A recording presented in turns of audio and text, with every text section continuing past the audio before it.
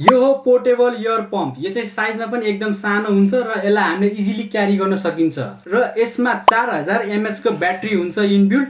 त्यसको सहायताले हामीले यसलाई जुन बेला र जता पनि युज गर्न सकिन्छ र यसमा एउटा USB पोर्ट रहेको छ। त्यसको हेल्पले चाहिँ हामीले यसलाई पावर ब्याङ्क जसरी पनि युज गर्न सकिन्छ। यो चाहिँ 150 PSI प्रेसरको पोर्टेबल टायर इन्फ्लेटर हो र यसमा चाहिँ हामीले दुईटा पोर्ट देख्न सकिन्छ। एउटा चाहिँ येलो पोर्ट र एउटा चाहिँ ब्ल्याक पोर्ट। येलो पोर्टमा चाहिँ हामीले एयर होस पाइप राख्ने र अर्को ब्ल्याक पोर्टमा चाहिँ स्टोरेज पोर्ट हो।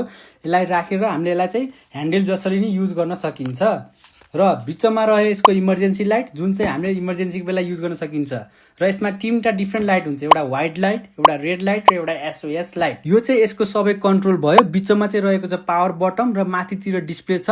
प्लस र माइनस बटमले चाहिँ हामीलाई कति टायरको प्रेसर चाहिने त्यो अनुसारले सेट गर्न सकिन्छ र माथितिर चाहिँ दिएको डिस्प्लेमा चाहिँ यो चाहिँ हाम्रो करेन्ट टायरमा चाहिँ कति प्रेसर छ त्यो भयो। हामीले स्टार्ट गरिसकेपछि हामीले सेट गरेको प्रेसरमा पुगेर यो चाहिँ अटो अफ हुन्छ।